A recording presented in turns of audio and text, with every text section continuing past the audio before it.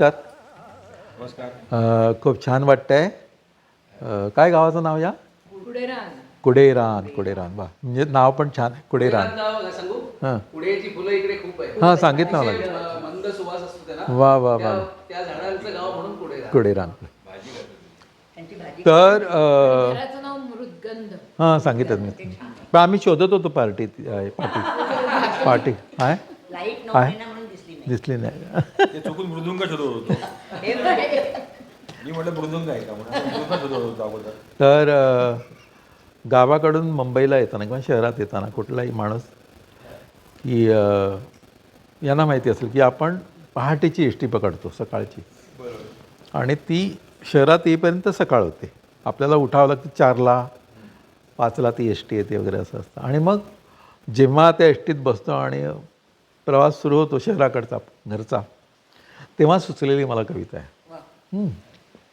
आणि गाडीत बसलो आणि गाडी सुरू झाली आणि मग बाजूला अशी झाडं काळोख जायला लागला आणि मग सुरुवात झाली एक एक गोष्टीची. हां, त्याची गोष्ट ही की आभाळ निळे फडफडते माथ्यावरती, आभाळ निळे फडफडते माथ्यावरती, अन खाली तुझे हे आभास मज चकवती, आणि खाली तुझे हे आभास मज चकवती, ही हिरवी शाई वनराईची पळते, ही हिरवी शाई वनराईची पळते, ही वाट तांबडी गतजन्मावर वळते, ही वाट तांबडी गतजन्मावर वळते, हे शेत सांगते खूण पिकांवर येणाऱ्या पक्ष्यांची, हे शेत सांगते खूण पिकांवर येणाऱ्या पक्ष्यांची, अन तळे पाहते वाट आतल्या कमळाच्या भक्ष्याची.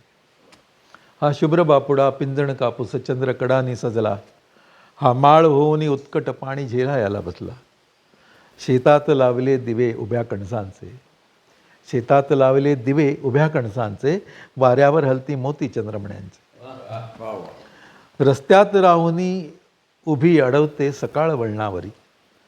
मी जाईपर्यंत सकाळ होती तिथपर्यंत, पण रस्त्यात राहुनी उभी अडवते सकाळ वळणावरी, पक्षांनी तिजला हळू उचलले उन्हाळ किरणांवरी, ही अजून आहे वेळ निरागस माणूस नाही कोठे. एक सकाळची एस टी असताना कोणीच माणूस नसतं रस्त्यावर, फार सुंदर वाटतं. ही अजून आहे वेळ निरागस माणूस नाही कोठे, हा तरंग कसला माणुसकीचा तळ्यात माझ्या दाटे, आणि मी पळत चाललो धूम सोडूनी गवत गोजिरे गाव, मी पळत चाललो धूम सोडूनी गवत गोजिरे गाव, अन वहीत माझ्या तसेच शिल्लक शाळेमधले डाव, अन वहीत माझ्या तसेच शिल्लक शाळेमधले डाव. निराळी होती ही वेळ निराळी, अशी एक कविता आहे. ही काय सुंदर वेळ पूर्वी होती आणि आता एकदम वेगळी बदलली. ही कविता खरं तर सुचली मला,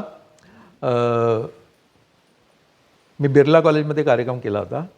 विजय जोशी नावाचा आमचा मित्र ठाण्याचा, तो आम्हाला घेऊन गेला आणि आम्हाला एरवी तो छान दादबीत देणारा, क्या बात है, वा अरुण, असं नाटकातलाच होता. तिकडे मात्र कार्यक्रम करताना तो अजिबातच बोलत नव्हता, पुढ्यात बसला होता आणि दादच नाही. आमचा सगळ्यांचा कार्यक्रम झाला, आम्ही एकदम असं साशंक म्हटलं, काय रे विजय, काय कार्यक्रम बरोबर नाही केला का? अरे सॉलिड कार्यक्रम केलात तुम्ही. अरे म्हटलं सॉलिड कार्यक्रम आता इथे म्हणतो, मगाशी ते पुढ्यात तू दादच देत नव्हता.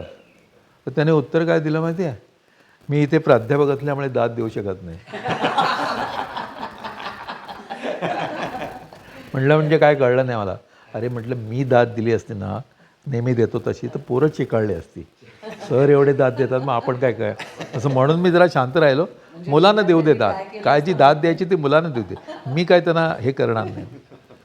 तेव्हा माझ्या मनात आलं की असं वय वाढलं की एक उत्स्फूर्तता निघून जाते ना, एक होतं असं. म्हणजे मी नेहमी असं म्हणतो की माणूस सुटाबुटात आला की तो टाळ्या वाजवायचं कमी होतं. हां, त्याला ते फार कमीपणाचं वाटतं, जोरात टाळ्या असं बारीक टाळ्या वाजवत. किंवा आपण म्हणतो ना की पावसात सहज लहान मुलगा भिजायला जातो, आपल्या एवढा भिजायला गेला ना तर लोक म्हणतात हे जरा सटकलं दिसतंय.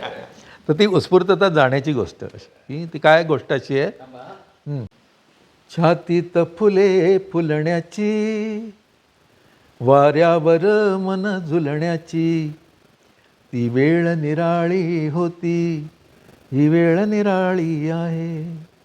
छातीत फुले फुलण्याची, वाऱ्यावर मन झुलण्याची ती वेळ निराळी होती, ही वेळ निराळी आहे. डोळ्यात ऋतूंचे पाणी, एक वेळ अशी होती, डोळ्यात ऋतूंचे पाणी मौनात मिसळते कोणी. डोळ्यात ऋतूंचे पाणी मौनात मिसळते कोणी. वाळूत स्तब्ध राहताना, वाळूत स्तब्ध राहताना लाटेने गैवरण्याची ती वेळ निराळी होती, ही वेळ निराळी आहे. तू वळून हसलीस जेव्हा नक्षत्र निथळले तेव्हा. तू वळून हसलीस जेव्हा नक्षत्र निथळले तेव्हा. मन शहारून मिटण्याची डोळ्यात चंद्र टिपण्याची ती वेळ निराळी होती, ही वेळ निराळी आहे. ज्या चंद्र कबडशा खाली कोणी साद घातली ओली. ज्या चंद्र कबडशा खाली कोणी साद घातली ओली. मग चंद्र वळून जाताना, मग चंद्र वळून जाताना किरणात जळून जाण्याची ती वेळ निराळी होती, ही वेळ निराळी आहे. पाऊस परतला जेव्हा नभ नदीत हसले तेव्हा. पाऊस परतला जेव्हा नभ नदीत हसले तेव्हा. कोरड्या मनाने कोणी, कोरड्या मनाने कोणी गावात परत येण्याची ती वेळ निराळी होती, ही वेळ निराळी आहे. आता एक नेहमीचा सीन असा असतो की गायी येतात किंवा असं चित्राब येतात ना रस्त्यात, तर आपण त्यांना गाडी चालत असलं ना त्यांना हुसकावून देत नाही, आपण थांबतो, त्यांना जाऊ देतो आणि नंतर मग पुढे जातो वगैरे. एक कृतज्ञता असते सगळं, चित्राब म्हणतो त्याला आपण. ही थबकून थांबल्या गायी की जशी शुभ्र पुण्याई. थबकून थांबल्या गायी की जशी शुभ्र पुण्याई. त्या जुन्याच विहिरी पाशी, त्या जुन्याच विहिरी पाशी आईस हाक देण्याची ती वेळ निराळी होती, ही वेळ निराळी आहे. गावाच्या सीमेवरती जगण्याच्या हाका येती. हे खरोखर मला सुचलेलं कधी आहे माहिती आहे ना, गावाकडे गेली की ती रिकामी घरं बघतो ना सगळी, आणि ती सारखी वाटतात, ती बोलवतात लोकांना, तुम्ही कोणीतरी या, आम्हाला असं मोकळं ठेवू नका वगैरे. तर त्या सगळ्या हाका कानात ऐकून ऐकून सुचलेल्या ओळी या. गावाच्या सीमेवरती जगण्याच्या हाका येती. त्या कौलारू स्वप्नाना, त्या कौलारू स्वप्नाना आयुष्यदान देण्याची ती वेळ निराळी होती, ही वेळ निराळी आहे. आणि शेवटी हे गाणे जेव्हा लिहिले मी खूप मला आठवले. हे गाणे जेव्हा लिहिले मी खूप मला आठवले. शब्दास हाक देताना, शब्दास हाक देताना. सगळ्या कवींच्या डोक्यातलं काय असतं माहिती आहे ना, की अशी जी वेळ येऊ नये आयुष्यात. शब्दाच हाक देताना आतून रिते होण्याची ती वेळ निराळी होती, ही वेळ निराळी आहे. छातीत फुले फुलण्याची, वाऱ्यावर मन झुलण्याची ती वेळ निराळी होती, ही वेळ निराळी आहे, ही वेळ निराळी आहे, ही वेळ निराळी आहे. तर कविवर्य ग्रेस आपल्याला सगळ्यांना माहिती आहेत. आणि ग्रेस ची कविता म्हणजे त्याचं सगळ्यात आवडतं वाक्य आहे की स्त्री हे माझ्या विचाराचं केंद्र आहे, माझ्या कवितेचं विचाराचं केंद्र स्त्री आहे.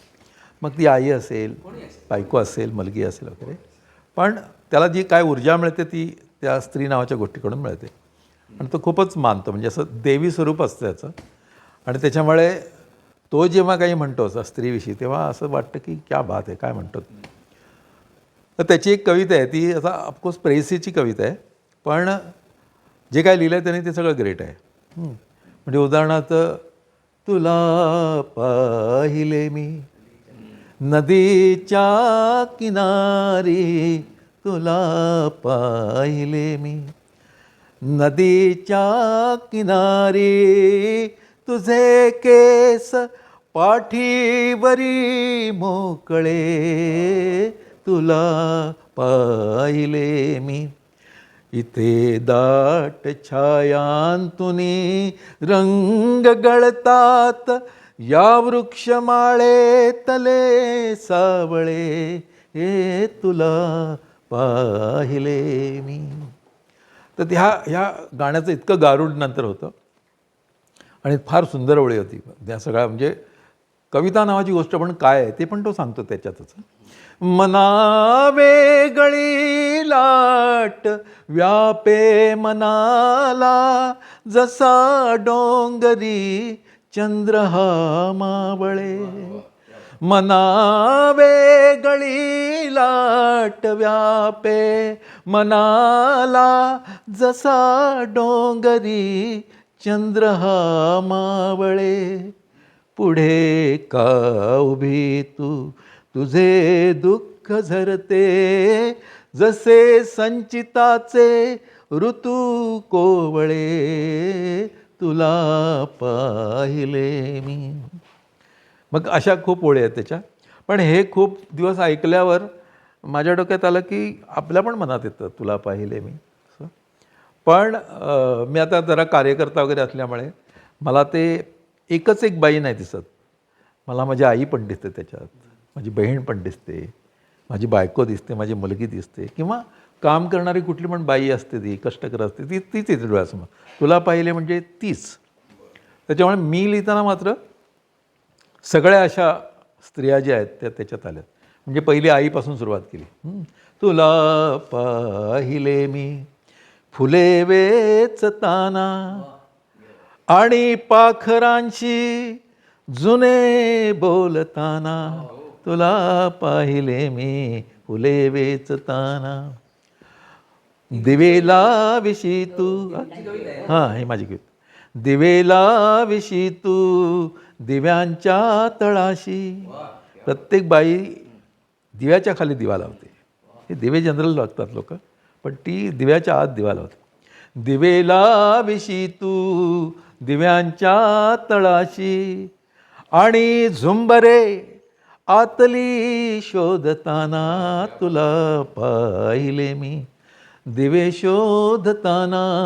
तुला पाहिले मी. रिकाम्या घरात काम करत असतात ना बायका अनेक, नोकरी करत नाहीत. त्या नोकरी करत नाहीत म्हणजे इतक्या दुय्यम बिय्यम असतात सगळ्या लोकांसाठी. पण दिवसभर काय करतात ह्या बायका? नोकरी करत नाहीत, घरातच असतात. ते माझं एक ऑब्झर्वेशन असं आहे की रिकाम्या घराशीच रेंगाळशी तू. रिकाम्या घराशीच रेंगाळशी तू. भिंतीमध्ये स्वर्ग धुंडाळताना. तुला पाहिले मी धुंडाळताना. तुला पाहिले मी. गळ्यात मंगळसूत्र नावाची गोष्ट घालतात बायका. त्याच्या मागचं एक कारण मी पण शोधून काढलं असं. काय? गळा माळुनी माळ नियमावलींची. गळा माळुनी माळ नियमावलींची. छातीतला जाळ सांभाळताना. तुला पाहिले मी सांभाळताना. तुला पाहिले मी. मग कॉलेजमधल्या मैत्रिणी छान बोलत बिलत असतात आणि अचानक बोलायच्या बंद होतात. काहीतरी होतं वन सनी मॉर्निंग आणि नेहमी बोलणारी हाय हॅलो करणारी मुलगी बंद पडते. ते काय मला कळतच नाही काय झालं. तर मग त्यातून सुचलेलं आहे की किती त्रास होतो तुझ्या तावदाना. किती त्रास होतो तुझ्या तावदाना. वाऱ्यातली वादळे टाळताना. तुला पाहिले मी मला टाळताना. तुला पाहिले मी. तुझी लाट माझ्या किनाऱ्यास येते. तुझी लाट माझ्या किनाऱ्यास येते, तुझा तोल जातोय फेसाळताना, तुला पाहिले मी फेसाळताना, तुला पाहिले मी. आणि मग शेवटी हे सगळं करत करत परत आईच्या ठिकाणी येतो आपण. जी आई तुम्हाला, ती उन्हात राबत असली तरी तुम्हाला सावलीत ठेवते पदराखाली आणि कधी ऊन लागू देत नाही तुम्हाला, अशी आई. त्याचं शेवटचं कडवं असं आहे की की तुझे ऊन आहे मनाच्या तळाशी, तुझे ऊन आहे मनाच्या तळाशी, तुझ्या सावलीशी मला जोडताना, तुला पाहिले मी, मला जोडताना, तुला पाहिले मी, फुले वेचताना, तुला पाहिले मी, दिवे लावताना, तुला पाहिले मी, मला शोधताना, तुला पाहिले मी, मला टाळताना, तुला पाहिले मी, फेसाळताना, तुला पाहिले मी, गंधाळताना, तुला पाहिले मी, तुला पाहिले मी, तुला पाहिले मी. तर इतका सगळा असा पाऊस पडत असताना नलेश पाटील नावाच्या एका माझ्या मित्राची आठवण येणं एकदम अपरिहार्य आहे. ओके. आणि म्हणजे आम्ही पावसाच्या कविता लिहिल्या, जवळजवळ सगळेच, प्रत्येक कवी पावसाची कविता लिहितो.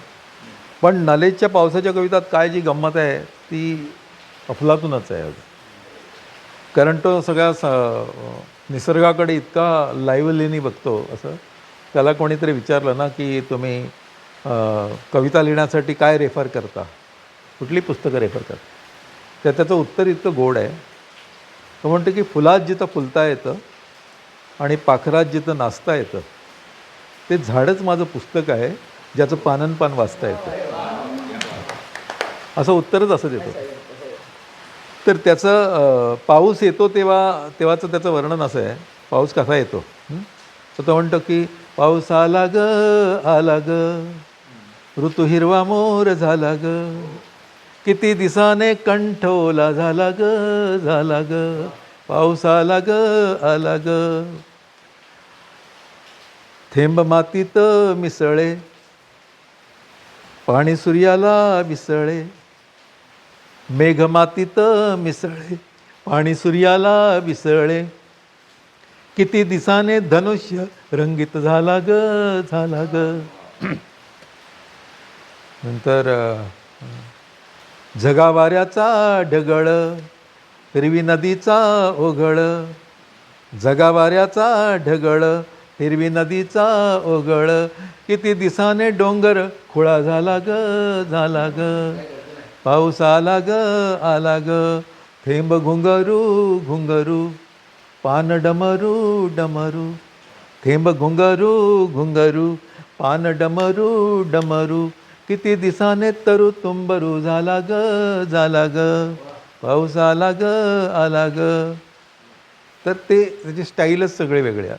आता हे गाणं पण त्याला अशी चाल का, तर त्याच्यामध्ये लहान मुलं जेव्हा चालायला लागतं तेव्हा त्याला आपण दोन हात धरून एक पाय नाचिव रे गोविंदा, गा गरिया छंदा इत पाय नाचिव रे, तर म्हणून पहिला पाऊस येतो तेव्हा त्याला ही चाल, पाऊस आला ग आला ग, ऋतू हिरवा मोर झाला ग. पण खूप पाऊस पडतोय आता, म्हणजे आता जो पाऊस पडतोय आता, त्याच्यानंतर जे पावसाचं रूप आहे ना ते पण त्यांनी अफलातून लिहिलं आहे. आणि त्याचं वैशिष्ट्य असं की इतके सुंदर चाली करायचा, संगीतकारांनी करावे असं चाली आहेत. म्हणजे आता ही चाल पर्टिक्युलरली आम्ही असं त्याला हॅट्सऑफ म्हणतो, क्या बात आहे नलेश. तर ती चाल अशी आहे किंवा कविता अशी आहे, घन प्राशन करून गेलो आहे मी भरून, घन प्राशन करून गेलो आहे मी भरून, माझ्यासाठी हा वरुण किती आला भर धरून, घन प्राशन करून. आता इतकं त्याच्या आवाजात गाता येणार नाही मला, म्हणून थोडासा आवाज कमी करून गातो. हवं तर ते अगोदरचं काढून टाक. घनप्राशन करून गेलो आहे मी भरून, माझ्यासाठी हा वरुण किती आला भर जरून.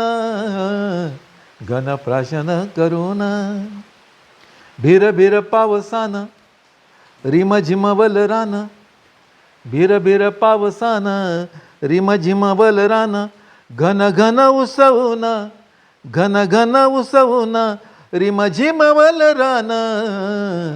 घनप्राशन करून, जे ओरिजिनल असं आहे की भीर भीर पावसान आभाळाच्या लेकरान, भीर भीर पावसान आभाळाच्या लेकरान, घन घन उसवून रिमझिम वलरान. घनप्राशन करून घनप्राशन करून, राणी मल्हाराची धून आहे पाऊस लावून, राणी मल्हाराची धून आहे पाऊस लावून, थेंबारून गेलो मीही थेंबारून गेलो मीही रिमझिम ती ऐकून. घनप्राशन करून घनप्राशन करून. पुढे नलेज दिसतो हा कवितेत कसा, सर हातावर येता झाले हाताचे या पान, सर हातावर येता झाले हाताचे या पान, मीही सळसळून गेलो मीही सळसळून गेलो वारा पिऊन पिऊन. घनप्राशन करून घनप्राशन करून. आणि शेवटी जे लिहितो ना ते म्हणजे तुम्हाला कळतं की किती हा पाऊसमय झाला आहे. की दोर नदीचा धरून गेलो डोंगर चढून, चित्रकार असल्यामुळे त्याला असंच सगळं सुचतं. दोर नदीचा धरून गेलो डोंगर चढून, मी सोवळ्या धुक्यात मी सोवळ्या धुक्यात गेलो आकाश पोहून. घनप्राशन करून घनप्राशन करून गेलो आहे मी भरून, माझ्यासाठी हा वरुण किती आला भर जरून.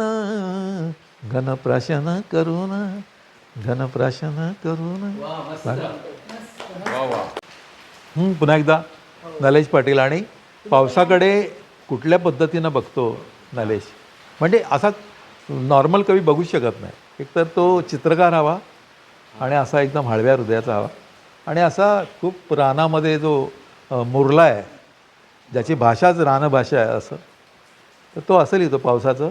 म्हणजे हे आता त्याला सुचणं हे पण ग्रेट आहे. तुझ्या चोचीच्या सुईत ओ पावसाचा धागा, तुझ्या चोचीच्या सुईत ओ पावसाचा धागा, माझ्या चातक मैतरा शिव फाटलेल्या जागा, माझ्या चातक मैतरा शिव फाटलेल्या जागा. किती दिवसाने आज ढग ओथंबून आले, किती दिवसाने आज ढग ओथंबून आले, चिंब चिंब चिंब थेंबाच्या नक्षीने पक्षी भांबावून गेले, चिंब थेंबाच्या नक्षीने पक्षी भांबावून गेले. लखलखित लईत गुंफ येले साऱ्या नभा, माझ्या चातक मैतरा शिव फाटलेल्या जागा. पावसाचं वर्णन बघा. काठोकाठ भरलेलं घन घंगाळून गेले, काठोकाठ भरलेले घन घंगाळून गेले, थेंब थेंब रांगोळीने रान अंघोळून गेले, थेंब थेंब रांगोळीने रान अंघोळून गेले. पाना पानांचे तळवे थेंब पारखती बघा, माझ्या चातक मैतरा शिव फाटलेल्या जागा. रिमझिम झंकारत येता पावसाच्या सरी, लवलवुनी सलाम पात गवताच करी. ऋतुभर आळवती मेघ मल्हाराच्या रागा, माझ्या चातक मैतरा शिव फाटलेल्या जागा. शुभ्र सरीची सुतळ हाती घेऊन कातळ, किती नितळ पाण्याचे विणे तलम पातळ. नभ अलगद सोडी सैल एक एक मेघा, माझ्या चातक मैतरा शिव फाटलेल्या जागा. सार क्षितिजे धुक्याने पार आहे पुसलेलं, पाण्यालाही तरंगाचं गोड हसू फुटलेलं. तुझ्या निळ्या अंगणात इंद्रधनुष्याच्या बागा, माझ्या चातक मैतरा शिव फाटलेल्या जागा. तुझे माहेर डोंगर अन सागर सासर, हिरवळीच्या खणाने ये ग नदी ओटीभर. तुझं माहेर डोंगर अन सागर सासर, हिरवळीच्या खणाने ये ग नदी ओटीभर. दाटलेल्या दादल्याला भेटण्याला किती मुरडते उगा, माझ्या चातक मैत्रा शिव फाटलेल्या जागा.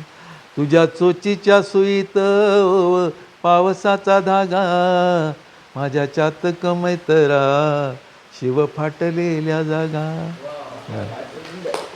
कवितेचा कार्यक्रम की शंकर सरांची आठवण येते. ते तशा अर्थाने माझे कवितेचे शिक्षक नाहीत, म्हणजे कवितेचे शिक्षक होते रेग्युलर. मी एम ए त्यांच्या हातात केलं किंवा बी ए असं तसे ते कॉलेजमधले कारण ते जोगेश्वरीच्या त्या इस्माईल युसूफ कॉलेजमध्ये शिकवायचे खूप लांब, आणि आम्ही पोद्दारवाले, त्याच्यामुळे कधी असा संबंध आला नाही स्टुडंट. पण नंतर जेव्हा कळलं की हा कवी असा आहे की तो शिक्षकच आहे, कवितेचे सरच म्हणायचं आम्ही, त्याच्यामुळे आमचे खूप त्यांच्या, आणि त्यांनी ज्या ज्या काय काय गोष्टी शिकवल्या ना ते इतक्या गोड अशा गोष्टी होत्या. म्हणजे तर पावसाची कविता आम्ही असं सगळ्यांनी काय काय लिहितो, पावसाचं लिहिलं. त्यांची पावसाची कविता काय माहिती आहे, फारच गोड आहे. छत्री नावाची कविता आहे. हा असा पाऊस पडत असताना तुमच्यासारख्या अनोळखी तरुणीला विश्वासानं माझ्या छत्रीत यावंसं वाटलं, याचं बरं वाटलं. हा असा पाऊस पडत असताना तुमच्यासारख्या अनोळखी तरुणीला विश्वासानं माझ्या छत्रीत यावंसं वाटलं, याचं बरं वाटलं. या अशा पावसाच्या वेळी कोणीतरी बरोबर हवंच. छत्री छोटीच आहे पण घेईल सामावून दोघांना, समजुतीने चाललो तर. पुढे पाणी बरंच साचलं आहे, रस्ता चाचपडत पावलं टाकायला हवीत. शक्य असेल तर माझ्या खांद्याचा आधार घ्या. शक्य असेल तर माझ्या खांद्याचा आधार घ्या, म्हणजे तुम्ही माझ्याबरोबर नीट चालत राहाल न पडता. शिवाय तुम्हाला पाहिजे तितकं तुम्ही मला दूरी ठेवू शकाल. तुम्हाला पाहिजे तेवढं तुम्ही मला दूरी ठेवू शकाल. तुम्ही माझ्याकडे न पाहता सरळ चाललो आहे, मी तुमच्याकडे न पाहता सरळ चाललो आहे खरा, पण मला कुठून तरी केवड्याचा वास येतो आहे. तुमचं नाव केतकीचं आहे असं धरून मी चालतो. तुमची बोटातली अंगठी माझ्या खांद्याला कळते आहे. लक्ष कसं तिथेच घोटाळत आहे. अरे तुमचं पोचण्याचं ठिकाण तर मागे गेलं, तुम्ही बोलला कसं नाहीत. माझं काय, अमुक एका ठिकाणी पोचायचा उद्देशच नव्हता. पावसाचा जोर एकदम वाढला आहे म्हणून तुमच्या हाताची पकड घट्ट झाल्यासारखे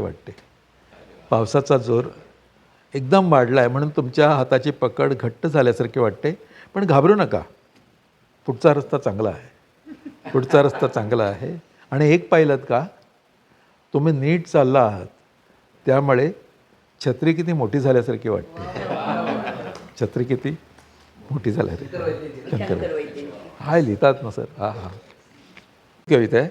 सरोजिनीबाई गेल्यावर, बायको गेल्यावर काय फिलिंग असते ते 4 ओळीत त्यांनी लिहिलं आहे. किती होती तेव्हा घड्याळ होते नव्हते. ती होती तेव्हा घड्याळकडे लक्षात नव्हतं माझं. ती होती तेव्हा घड्याळ होते नव्हते. अस्तित्व सुखाचे भान तेवढे होते.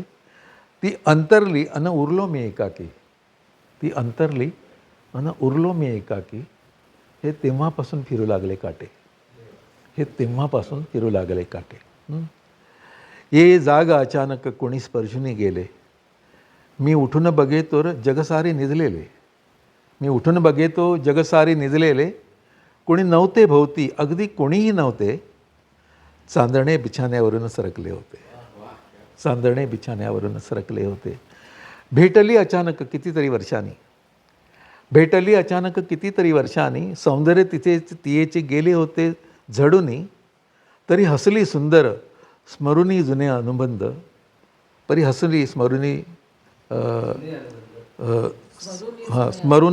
अनुबंध. वाऱ्यावर पसरे निर्माल्याचा गंध. तो जीव भाबडा काय तिचा हव्यास.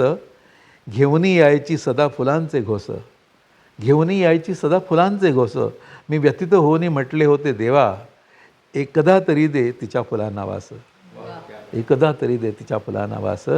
आणि मग कवितेविषयी लिहितात असं की मिरवणुके येता बत्त्या झगमग दिसती, त्या कोण वाहती ते नच दिसून येती. मिरवणुके येता बत्त्या झगमग दिसती, त्या कोण वाहते ते नच दिसून येती.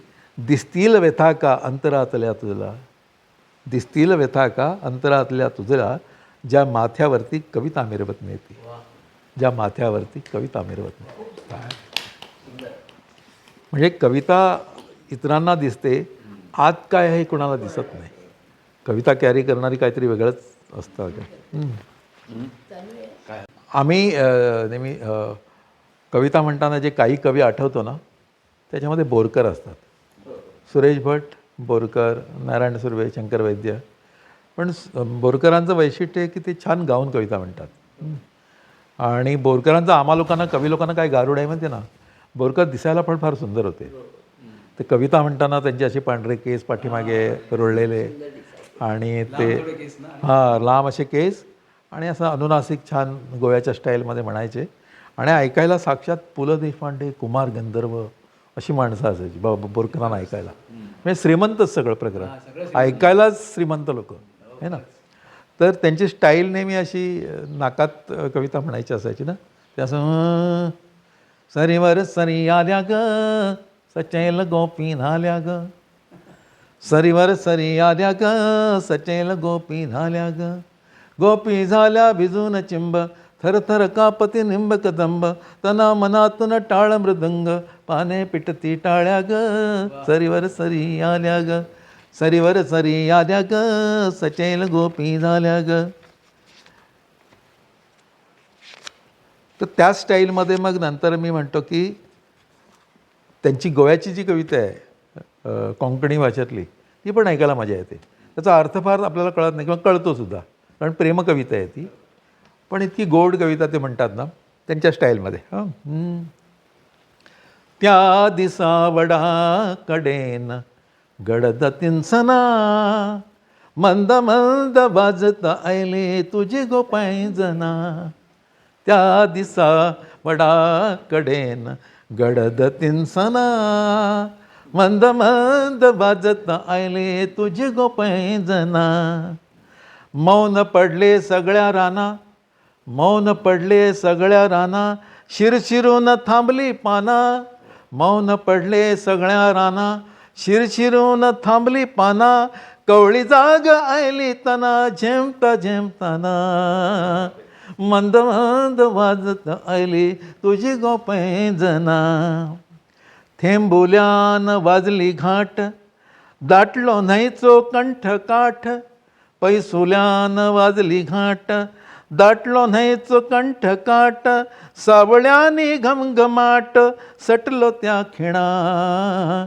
मंद मंद वाजत आयली तुझी गोपैंजना, गळ्या सुखा डोळ्या दुखा, गळ्या सुखा डोळ्या दुखा, लखलखली जाऊन थिका, लखलखली जाऊन थिका, नकळताच एक झालो आम्ही दोघाय जना, मंद मंद वाजत आयली तुझी गोपैंजना, वडफळांच्या अक्षतात कितलो वेळ न्हायत न्हायत, वडफळांच्या अक्षदात कितलो वेळ न्हायत न्हायत, हुपले कितले चंद्रलोक इंद्रवंदना, मंद मंद वाजत आयली तुझी गोपैंजना.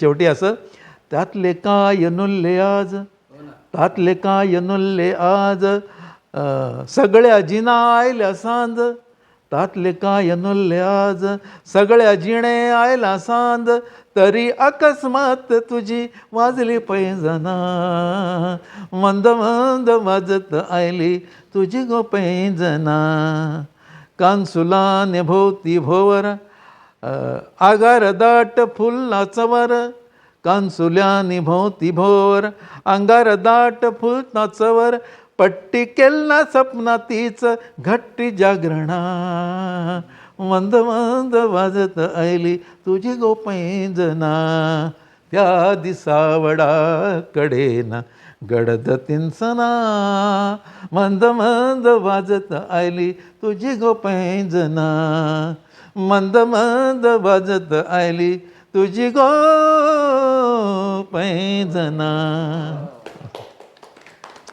साधं वाटते एरवी, तर ते सुरेश भट गायला एकदम त्याला काय भरतात त्याच्यात रंग ना, की आपल्याला एकदम आश्चर्यच वाटतं.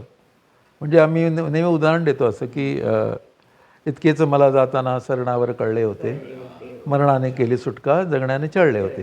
आता सगळ्यांना हा शेर माहिती आहे, त्यातला अर्थ पण माहिती आहे. हां, पण सुरेश भट ज्या ह्यानी म्हणायचे, स्टाईलने म्हणायचे किंवा काय जी एक आतली ऊर्जा असायची, हां, सुरेश भटांची ऊर्जा काय अशी असायची की हेच इतकेच मला जाताना सरणावर कळले होते, इतकेच मला जाताना सरणावर कळले होते, मरणाने केली सुटका जगण्याने छळले होते, इतकेच मला जाताना सरणावर कळले होते. मी ऐकवली तेव्हाई तुझं माझी हीच कहाणी, मी ऐकवली तेव्हाई तुझं माझी हीच कहाणी, मी नाव तुझे तेव्हाई, मी नाव तुझे तेव्हाई चुपचाप वगळले होते, मी नाव तुझे तेव्हाई चुपचाप वगळले होते, मरणाने केली सुटका जगण्याने छळले होते.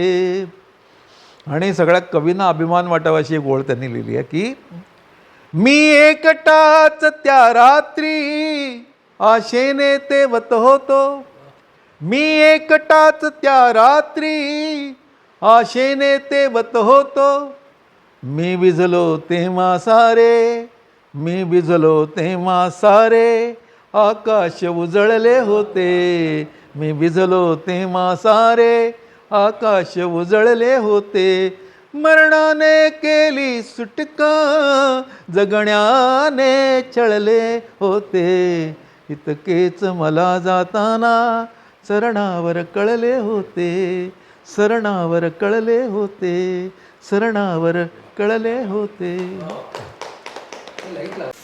आणि विक्रोळीत टागोरनगर असा एक एरिया आहे, तिथे इंडस्ट्रियल एरिया आहे आणि बाजूची सगळी बैठीचाळ आहे ना, तिकडे सगळे दलित फॅमिलीज आहेत, खूप दलित आहेत.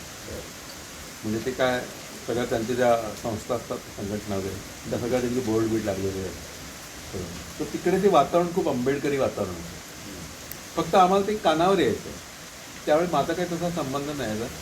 मुंबईत येईपर्यंत हे काय भानगड काही कळायचेच नाही मला. दलित आणि ह्यांची काय भानगड नाही. तुला माहिती आहे गावाकडे प्रकरणच नाही, प्रकरण नाही. आमच्या अलिबागकडे अजिबात दलित प्रकरण नाही. त्याच्यामुळे हा भागच माहीत नाही की कोणाला तरी दलित म्हणतात, दलित म्हणतात आणि सगळं असं. पण तिकडे आल्यावर मात्र ते अंधेऱ्या वस्तीत विमाने लावलंय दिवा, हां, किंवा उद्धरली कोटी कुळे भीमा तुझ्या जन्मामुळे, अशी ती वेगळी गाणी होती ना, ती ऐकायला मिळायची ना. तर मला कळायचं हे काहीतरी वेगळं सगळं आहे वातावरण. त्या सगळ्या वातावरणाचा परिणाम म्हणून मग नंतर खूपच मी त्या सगळ्या चळवळीत गेलो आणि एकदम त्या आंबेडकरी चळवळीत, नामांतराच्या चळवळीत. आणि मग ती सकाळी आम्ही जेलमध्ये गेल्यावर सकाळी एक प्रार्थना व्हायची. ती प्रार्थना इतकी गोड होती खरं तर की विजयकुमार गवई नावाचे एक कवी आहेत औरंगाबादचे, त्यांनी एक बाई काय म्हणते ह्यांच्या आंबेडकरांबद्दल असं एक गाणं लिहिलेलं आहे. हां, एक गरीब बाई ती काय म्हणते, तर ती असं म्हणते, बाई व बाई व बाई व घर घर दैवो जात या पायटीच्या पायरी, म्हणजे पहाटेच्या वेळी पायटीच्या पायरी, घर घर दैवो जात या पायटीच्या पायरी, आणि आज मले आली बाई मन गेलं माहेरी, याद मले आली बाई मन गेलं माहेरी. वर्णन, बाबासाहेबांचं वर्णन. गोरा गोरा रंग जसा हळदीचा गाभा, गोरा गोरा रंग जसा हळदीचा गाभा, बाई भीमाच्या रूपानं बंधू भाऊ माझा उभा. वा. बाई भीमाच्या रूपानं बंधू भाऊ माझा उभा. भीम भीम करू भीम नदीतली धार, भीम भीम करू भीम नदीतली धार, बाई भीमाच्या नावाची गेली गावोगावी तार, बाई भीमाच्या नावाची गेली गावोगावी तार. आणि घरघर दैव जात या पायटीच्या पायरी, आणि याद मला आली बाई मन गेलं माहेरी, याद मला आली बाई मन गेलं माहेरी. सगळं ते आंबेडकरांचं वर्णन असं ह्यांनी केलेलं, प्रेमाने केलेलं. सोन्याचा गिलास त्याले चांदीची झाकणी, सोन्याचा गिलास त्याले चांदीची झाकणी, बाबासाहेब पेले पाणी औरंगाबादाच्या ठेसणी, बाबासाहेब पेले पाणी औरंगाबादाच्या ठेसणी. अरे शिक शिक मुला हाती धरून लेखणी, शिक शिक मुला हाती धरून लेखणी, बॅरिस्टर होण्यासाठी बाबासाहेबांच्या वाणी, वा. बॅरिस्टर होण्यासाठी बाबासाहेबांच्या वाणी. आणि घरघर दैव जात या पायटीच्या पायरी, आणि याद मला आली बाई मन गेलं माहेरी, याद मला आली बाई मन गेलं माहेरी. नंतर अमोल मोलाचं आलं पुस्तक काया, अमोल वेल मोलाचं आलं पुस्तक काया, बंधू माझा भाऊ राया गेला कॉलेज शिकाया, बंधू माझा भाऊ राया गेला कॉलेज शिकाया. आणि दयानव आता मी किती दयुबाई, दयानव आता मी किती दयुबाई, असा शेजारीच उभा बंधू माझा गई जई, असा शेजारीच उभा बंधू माझा गई जई. आणि घरघर दैव जात या पायटीच्या पायरी, आणि याद मला आली बाई मन गेलं माहेरी, याद मला आली बाई मन गेलं माहेरी. तर हे सकाळी आमचं गाणं व्हायचं, आणि मग बौद्धिकांना सुरुवात. काय सगळे कोण नेते बिते असायचे ते काय बोलायचं. पण मला असं व्हायचं की हे गाणं झालं की तो हा गाणारा जो होता एक प्रकाश शिरसाट नावाचा प्राध्यापक होता औरंगाबादचा, तो एका उत्तम गळा होता. म्हणजे मी आता जे गायलं ना ते असं 20% आहे. हा इतकं गोड गायचा ना तो, आणि जीव ओतून गायचा, हा? जीव ओतून. जीव होतो. तर तो मात्र माझ्या प्रेमात, कारण मी पण गाणी ऐकायचो ना. मग हे सगळं संपलं प्रकरण की तो आणि मी आम्ही बराकीच्या बाहेर जायचो. भयंकर थंडी असायची त्यावेळी, त्याच्यामुळे ऊनं खायला आम्ही बाहेर पडायचो. आणि मग तिथे गेल्यावर तुम्हाला गुलाम अली ऐकवायचं. अरे वा. गुलाम अली, मेहदी हसन, जगजीत सिंग हे सगळं ऐकायचं. फार गोडा होता. त्यांनी जसं मला गझल नावाच्या गोष्टीत घुसवलं, नाही तर मला काय माहीत नव्हतं. कविता लिहायची नाही. गझल नावाची गोष्ट आणि इतकी अशी मस्त. त्याच्यामुळे मी जेलमधून बाहेर पडलो किंवा आंबेडकरांचं पुस्तक घेतलं नाही काही, पण मी गुलाम अलीची CD घेतली आणि घरी गेलो. अरे वा. हां. त्यावेळी कॉलेजमध्ये होतो, राम पटवर्धन आम्हाला शिक्षक होते, आणि ते उत्तम कविता शिकवायचे. आणि त्याच्यामुळे त्या काळात जे सगळे लोकप्रिय होते, ग्रेस, नादो मानवर, दबा दामणस्कर, शंकर वैद्य, असे सगळे जायंट लोक होते. मम देशपांडे नावाचे एक कवी होते नाशिक. हे सगळे फेमस कवी आणि असे पक्क लिहिणारे असे असतात ना, जरा इकडे तिकडे नाही. म्हणजे मम देशपांडेच्या 4 ओळी फार लोकप्रिय आहेत. सारा अंधारच प्यावा अशी लागावी तहान, सारा अंधारच प्यावा अशी लागावी तहान, एका साध्या सत्यासाठी देता यावे पंचप्राण. असं लिहायचं रे. ममा देशपांडे म्हणजे हॅट्स ऑफ. किंवा ग्रेस त्यावेळी, शंकर वैद्य, दबा दामणस्कर. दबा दामणस्करांची फार लोकप्रिय एक कविता आहे की विसर्जनासाठी मूर्ती नेताना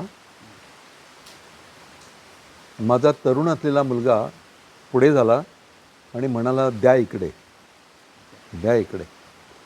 मी मूर्ती त्याच्या हातात ठेवली. मी ययातेसारखा पुन्हा तरुण झालो आणि माझा मुलगा जख्ख माखा म्हातारा परंपरेच्या ओझ्याने वाचलेला.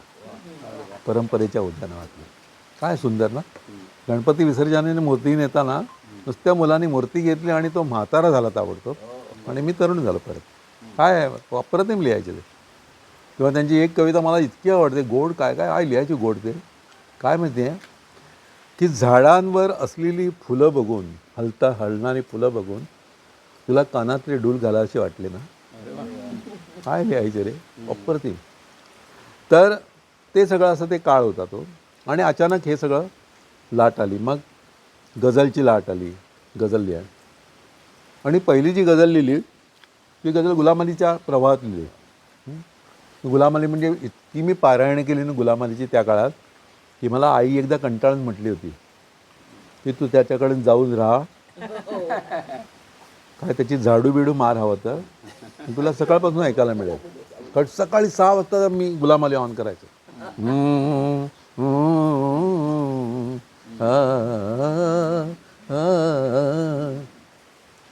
त्याचा प्रभाव अनेक वर्ष होता. आणि मग मला वाटलं की ठीक आहे, त्याचं छान आहे ते सगळं, पण यात मराठी काही नाही आहे. चुपके चुपके रात दिन आसू बहाना याद आहे, यात आहे गोड सगळं, पण हे मराठी नाही आहे. हे सगळं पाकिस्तानातलं वाटतं आहे आपल्याला.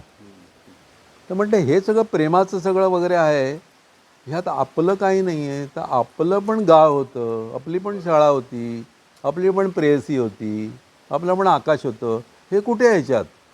आणि म्हणून मग मी माझ्या पद्धतीनं तीच गझल, सेम गझल, चुपके चुपके रात दिन. मग मी असं लिहिलं की मीटर तोच, त्याचा मीटर.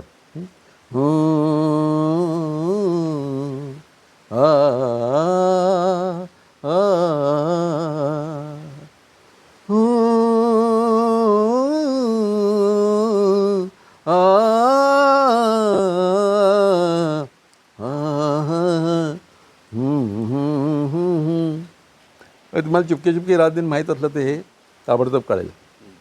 ते दिवस आता कुठे जेव्हा फुले बोलायची, चुपके चुपके रात दिन आंसू बहाना याद है. ते दिवस आता कुठे जेव्हा फुले बोलायची, दूर ती गेली तरीही सावली भेटायची, दूर ती गेली तरीही सावली भेटायची. ते दिवस आता कुठे जेव्हा फुले बोलायची. त्याचं दोपहर की धूप में मेरे बुलाने के लिए हो तेरा कुचे पे नंगे पाव आना याद है, असं त्याचं आहे ना. मी पण माझ्या पद्धतीने त्या तिच्या वाटे बरी ती झिंगती झाडे जुनी, त्या तिच्या वाटे बरी ती झिंगती झाडे जुनी. हात देताना तिला माझीच फांदी व्हायची, हात देताना तिला माझीच फांदी व्हायची. पावसाला पेच होता या सरी वळू कुठे. दोघे भिजू नये म्हणून पावसाला पण वाटायचं या पावसाला पेच होता या सरी वळू कुठे. चिंबताना त्या पुला खाली नदी थांबायची. चिंबताना त्या पुला खाली नदी थांबायची. मग शाळेचा शेर आला, गावाकडचा शाळेचा शेर. किती मोठी असायची गावाकडची शाळा, एकदम मोठी शाळा.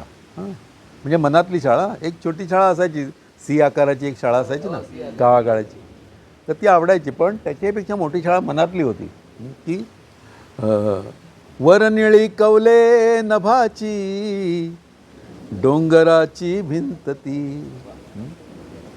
वरनिळी कवले नभाची डोंगराची भिंत ती.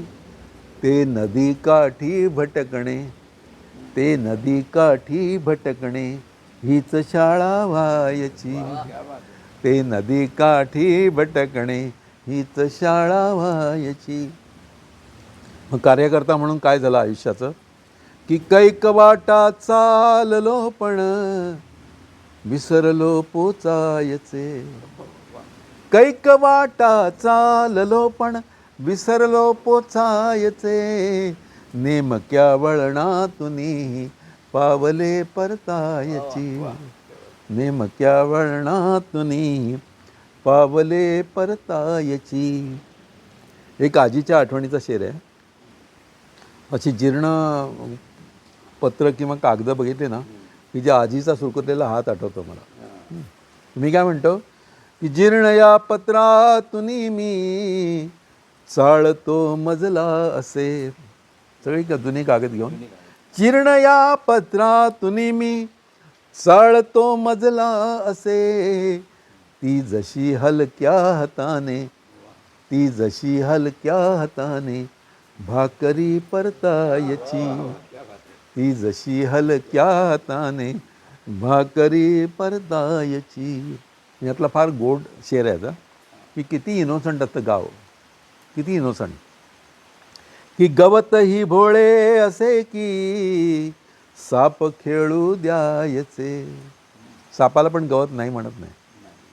काय ससे येतात, गायी येतात, म्हशी येतात, काही प्रॉब्लेम नाही. साप आला तरी त्याला काही प्रॉब्लेम नाही. गवत स्वागतच करतं स्वागत. आणि सगळ्यात साप सुंदर कुठे दिसतो तो गवतातच दिसतो. त्याला पण ते गवत म्हणजे असं सामावून घेतं. तर गवत ही भोळे असे की साप खेळू द्यायचे. आणि मग काय होतं सापाचं एवढं प्रेम मिळाल्यावर. सोडताना गाव त्यांची, सोडताना गाव त्यांची कात हिरवी व्हायची. सोडताना गाव त्यांची कात हिरवी व्हायची. किती ग्रेट होतं गाव पूर्वी की झाडपानांना घरांचा एवढा होता लळा. झाडपानांना घरांचा एवढा होता लळा. गावच्या लेकी सुनांची, गावच्या लेकी सुनांची पालवी बोलायची. गावच्या लेकी सुनांची पालवी बोलायची. सोडताना गाव वाटे राहिले काही गरीब. हे नंतर लिहिलेले शेर आहेत. पण आम्हाला फार आवडतो शेर. एकदम साधा शेर आहे की सोडताना गाव वाटे राहिले काही घरी. जाताना गाव सोडताना असं सारखी पावलं अडकत असतात, सुचत नाही काही. सोडताना गाव वाटे राहिले काही घरी.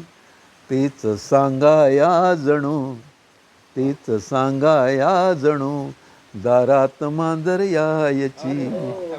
तेच सांगाया जणू दारात मांजर यायची. दूर ती गेली तरी सावली भेटायची. ते दिवस आता कुठे जेव्हा फुले बोलायची. आणि यातला शेवटचा शेर आहे हा गरिबीचा शेर आहे. सगळ्या महाराष्ट्राने गरिबी अनुभवली. म्हणजे आपण पण सगळं लहानपण आहे ते गरिबीत काढलेलं आहे.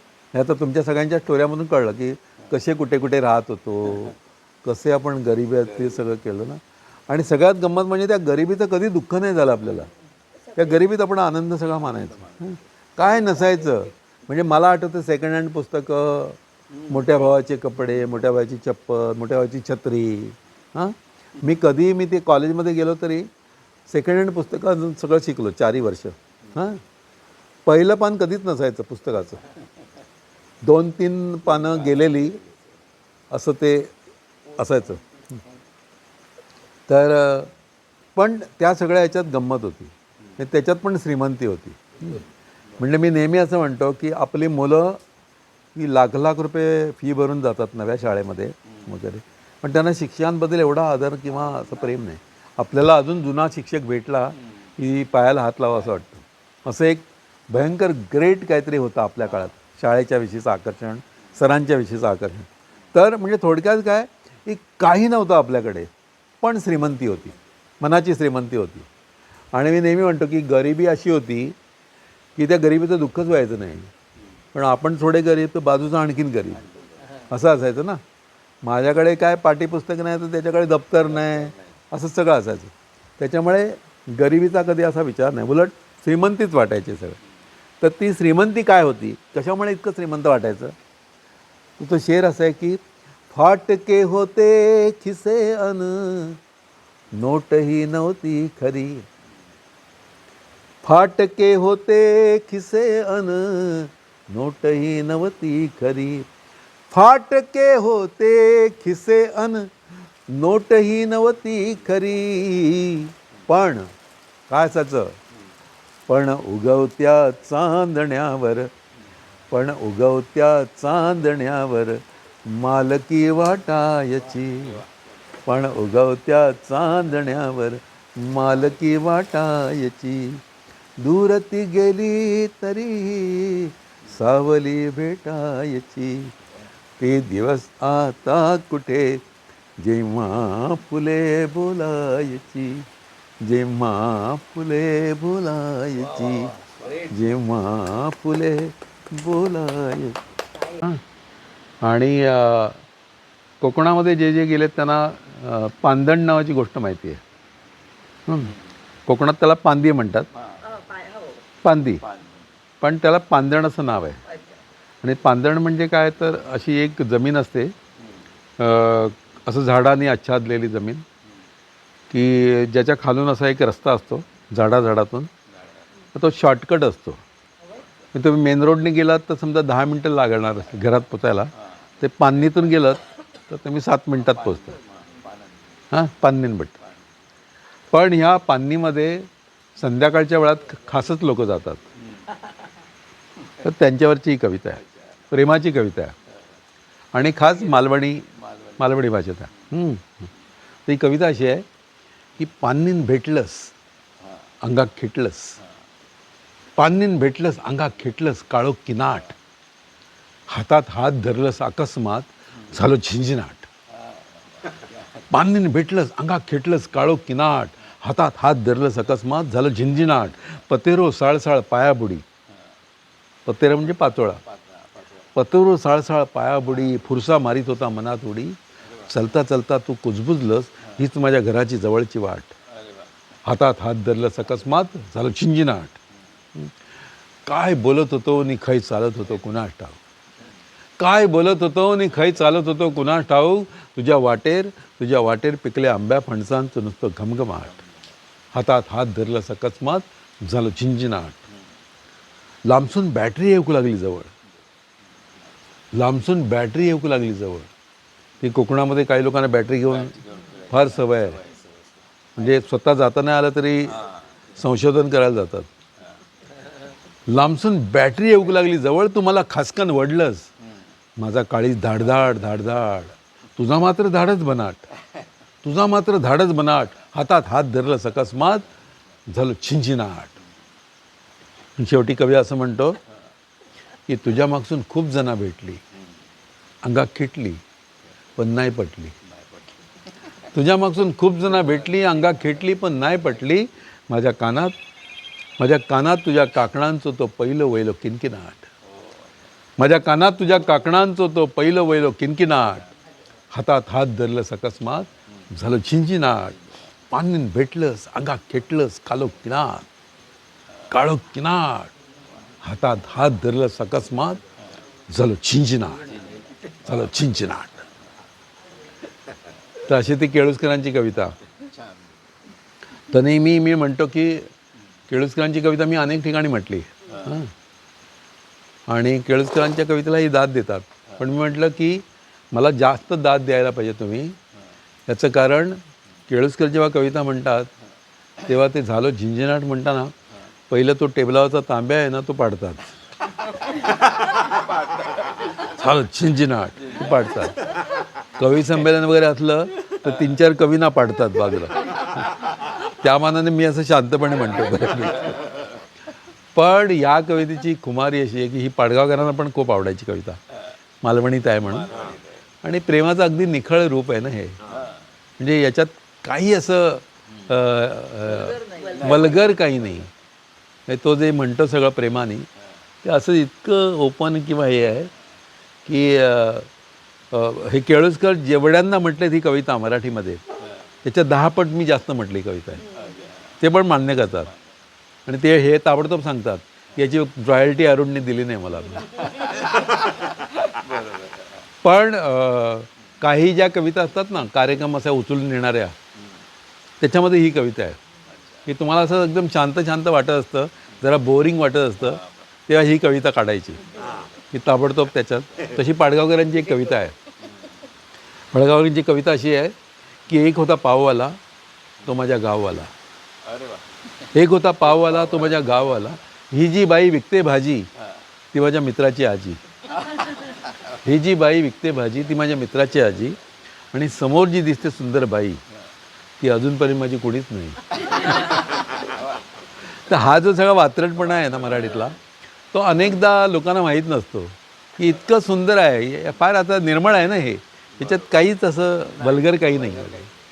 त्याच्यामुळे मी नेहमी त्या 2-3 गोष्टी, जसं भाऊसाहेब पाटणकरांचं आहे की तिरप्या तिच्या नजरेवरी बेहद्द झालो खुश मी, तिरप्या तिच्या नजरेवरी बेहद्द झालो खुश मी, हाय पण कळले मला ती ऐसेच बघते नेहमी. किंवा मारला धक्का तिने जोरात पण होता मऊ, मारला धक्का तिने जोरात पण होता मऊ, ती म्हणाली सॉरी मला, मी म्हणालो थँक्यू. किंवा आमचे फमू शिंदे म्हणतात की तिच्या एका स्पर्शाने म्हातारा तरुण झाला. ज्येष्ठ नागरिकांबद्दल, तिच्या एका स्पर्शाने म्हातारा तरुण झाला, काठाकाठाना होईना पण समुद्र फिरून आला. तर हा जो सगळा खूप उत्तम वात्रटपणा आहे ना मराठीमधला, तो खूप लोकांना माहीत नाही आहे. त्याच्यामुळे कविता म्हटलं की गंभीर, कविता म्हटलं की सिरियस, असं जे काय आहे ना ते सगळं फोडून काढायचं आम्ही करत असतो. म्हणजे आता उदाहरणार्थ नायगावकरांची कविता आहे मुंबईवर कविता. पण काय कविता मुंबईवर? त्यांनी कशावर कविता लिहिली? सकाळी जे रेल्वे रुळावर जातात ना त्याच्यावर कविता लिहिली. काय विषय शोधून काढलाय हां नायगावकरांनी. सगळं असंच त्यांचं असतं ना, त्यांना हिरवे हिरवे गारगालीचे असं काही लिहिता येत नाही. तर त्यांनी कविता अशी लिहिली, विक्रोळीच्या संपतला मी म्हटलं तू रुळावर काय शी करतोस, विक्रोळीच्या संपतला मी म्हटलं तू रुळावर काय शी करतोस, किती मोठी माणसं जातात त्या रुळावरून, तू संस्कृतीवर अशी घाण काय उडवतोस, तू संस्कृतीवर अशी घाण काय उडवतोस. संपत म्हणाला साहेब शी काय म्हणता, सरळ हगाय बसतो म्हणा ना. संपत म्हणाला साहेब शी काय म्हणता, सरळ हगाय बसतो म्हणा ना. त्यामुळे किती मराठी वाटतं, कोठा साफ झाल्यासारखं वाटतं.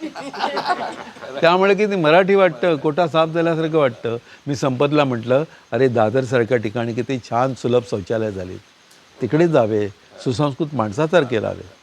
मग मी संपत आणि त्यांच्या कुटुंबियांना सुलभ शौचालयाचा वार्षिक पास काढून दिला.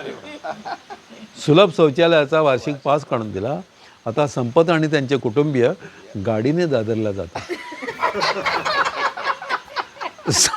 संपत आणि त्यांचे कुटुंबीय गाडीने दादरला जातात. आणि रात्री झोपताना संपत म्हणतो आईला सरकारने जगायची नाही पण हागायची तर सोय केली. हां, तर एक लग्न झालं आणि फार छान लग्न झालं. आणि काही दिवसांनी मी त्या गावात गेलो. खूप जोरदार लग्न झालं. सगळं किती प्रकारचं जेवण आणि ते असतं ना सगळं असं ते. आणखीन 2 महिन्यांनी गेलो तर ती मुलगी घरीच. म्हटलं काय झालं ग, काय प्रॉब्लेम काय झाला? एकदम मला बघून एकदम गळाच काढला तिने. काय म्हणाली माहिती आहे?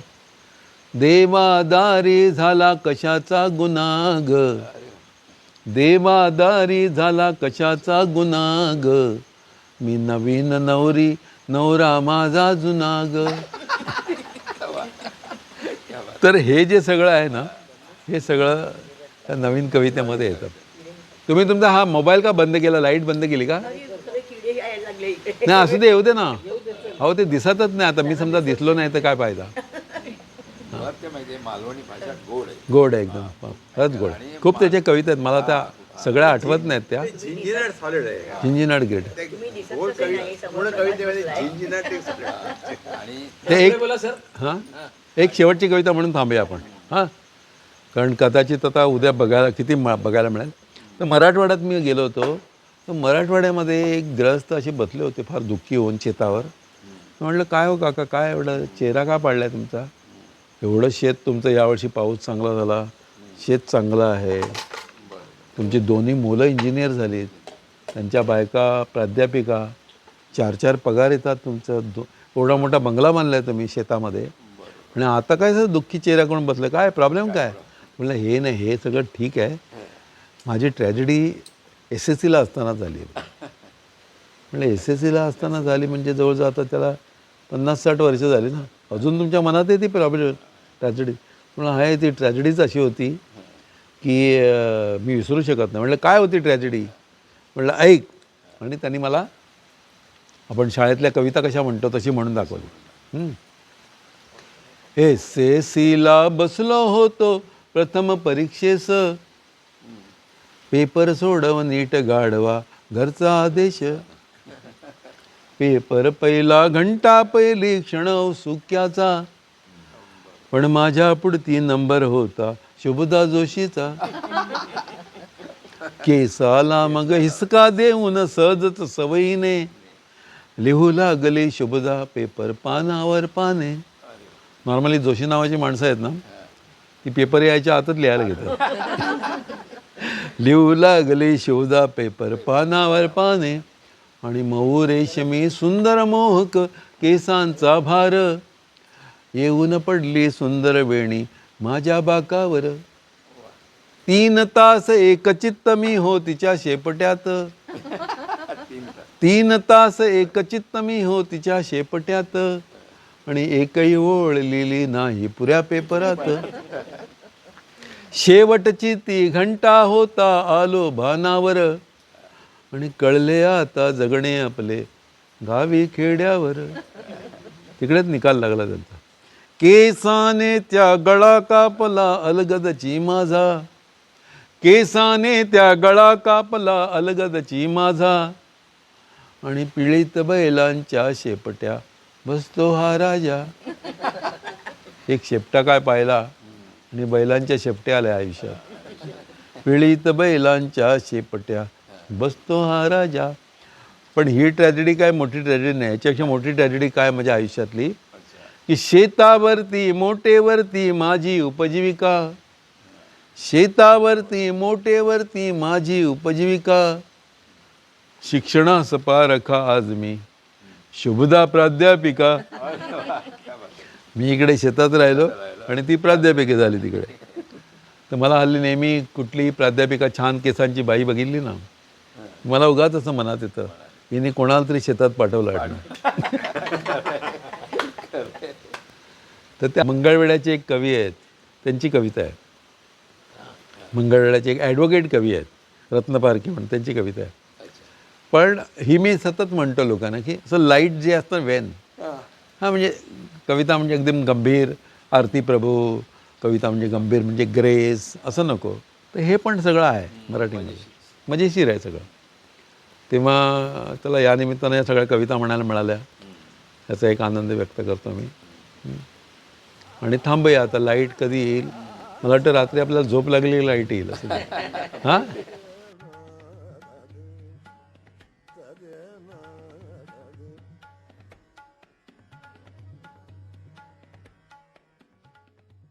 पद्मश्री बाळकृष्ण भगवंत बोरकर यांच्या जन्मशताब्दी निमित्त त्यांच्या कवितांचं